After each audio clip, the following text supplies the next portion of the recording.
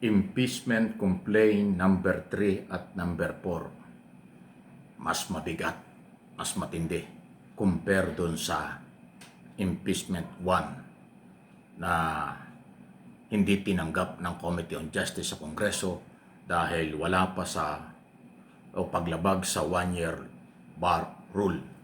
Yun yung grupo ng Makabayan Black. Itong impeachment 3 and 4, para po sa aking observation at pananaw, opinion, na inisponsor ni Congressman Laila de Lima at Congressman Abante at Deputy Speaker Ortega. Yung kay Abante at Ortega yung impeachment complaint number 4. Yung number 3 kay de Lima. Ito po yung may kaugnayan 6 na mga dahilan. Antitindi. Sa betrayal of public trust, graft and corruption sa Office of the Vice President, Office of the Secretary ng Department of Education. Yan po yun. Mga illegal di umano kadudadudang kayamanan ng pangalawang Pangulo. Okay? Pagbabanta sa buhay ng Pangulo, First Lady at dating Speaker Romualdez. Yun po yun. At yun pong paggasta ng pera ng pangalawang Pangulo nang hindi daw anya na ipapaliwanag. Mabigat po yan. Pwede pong mabuksan dyan ang mga bank account record, yung pong pagpapatunay tungkol sa illegal na kayamanan o kadududang kayamanan na manggagaling ang pagpapatibay kay Ramil Madriaga. Mabigat po yun. At yung pag-amin on record na siya ay nag-utos para kuhanin ang buhay ng Pangulo, First Lady at dating Speaker.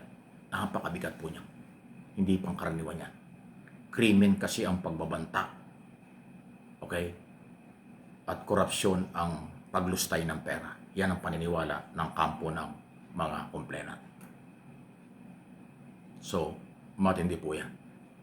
Hindi po yan biro sa aking observation. Pero siyempre, kung yung mga pro-Duterte o ayaw ng impeachment, malabnaw ang kanilang paniniwala rito. Hindi ebidensya at hindi totoo. Sasabihin nila, politika lang, harassment lang, dahil tatakbong Pangulo. Never po yan i-discuss. Sa ilalim po ng kasalukuyang kapangyarihan ng Kongreso at ng Committee on Justice, hindi sila patitinag din sa isyu ng harassment lang ito, pamulitika lang, dahil lalo na tatakbong Pangulo, si Sara Duterte.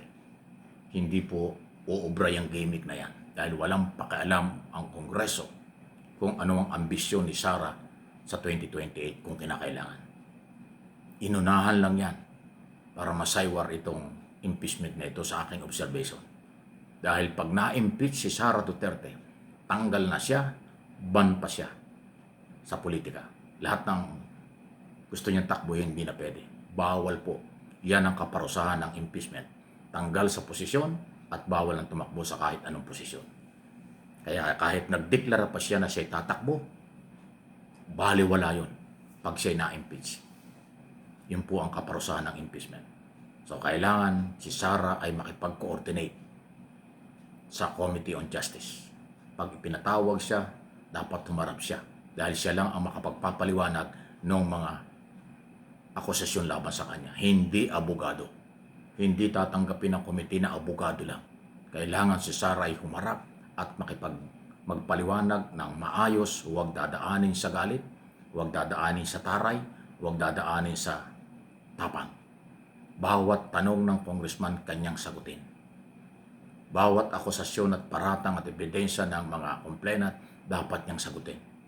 Pag dinaan niya sa galit, may kasabihan tayo, ang pikon ay talo. At pag napikon ka at hindi mo na-justify na wala itong mga akusasyong ito, mai-impeach ka sa Kongreso.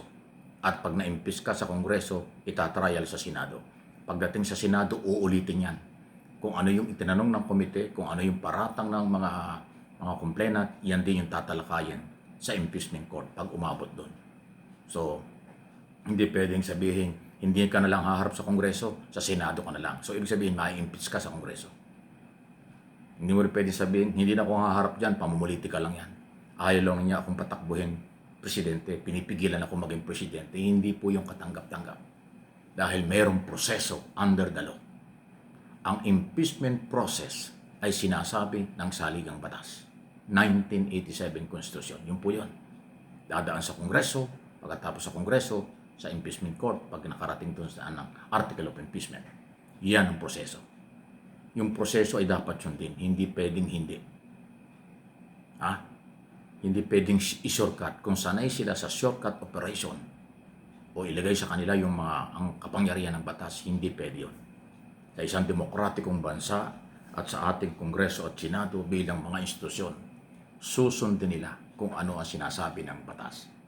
Hindi pwede ang takutan, hindi pwede ang tanggihan, hindi pwede ang mga alibay o drama. Kung ginawa ni Sara yung mga drama, alibay at gimmick, sabi nila, sa Committee on Appropriation, Blue Ribbon Committee na nag-imbestiga tungkol sa alleged corruption, sa impeachment hindi pwede. Kasi ulitin ko ulit, ang impeachment at ang Committee on Justice, hindi yan in aid of legislation. Yan ay administrative case, yan po ay pagtatanggal sa betrayal of public trust sa isang government official. Hindi yan in aid of legislation na pwede mong tanggihan o pwede kang mag-alibay. Hindi. Yan ay prosecution ang dating ng Kongreso. Pag hindi ka nakipag-coordinate dyan, may karapatan silang magrekomenda na mai-impeach ka. Yun po yun. Pagdating sa Senado, may karapatan silang dinggin ang lahat ng issue at ebidensya. Pag tinanggihan mo yan, may karapatan silang mag-decide na ma-impeach ka o hindi. Yun po yun, proseso. Pag lumihis sa proseso, dinaan sa mga gimmick at kung ano, again, ang pikon ay talo sa kahit anong laban. For your information. Okay? So, ebidensya laban sa ebidensya ang mangyayari yan. Okay? Yan po yun.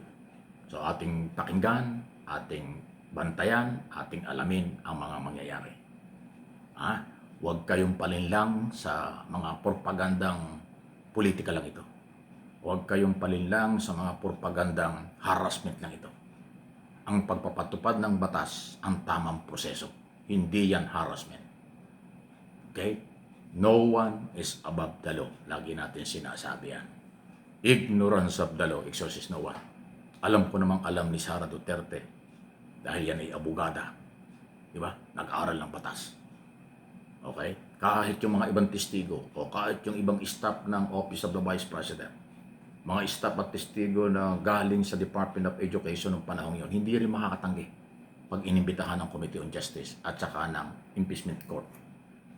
Kahit ang bangko, hindi rin pwede ipairal ang secrecy law dahil merong authority ang Kongreso. I-waive o ibaliwala yon for information kasi impeachment ito. Kaya hindi pwedeng i-insist na secrecy law, bawal buksan ang private account, bawat i-expose ang mga account, hindi po pwede yun sa impeachment trial, impeachment hearing. Mayroong authority ang Kongreso, i-waive yan, ilabas ng bangko ang dokumento. Hindi makakatanggi ang kahit sinong bangko pag ang pinag-uusapan ay pinagdududahan kung saan galing ang yaman at pera. Yun po yun.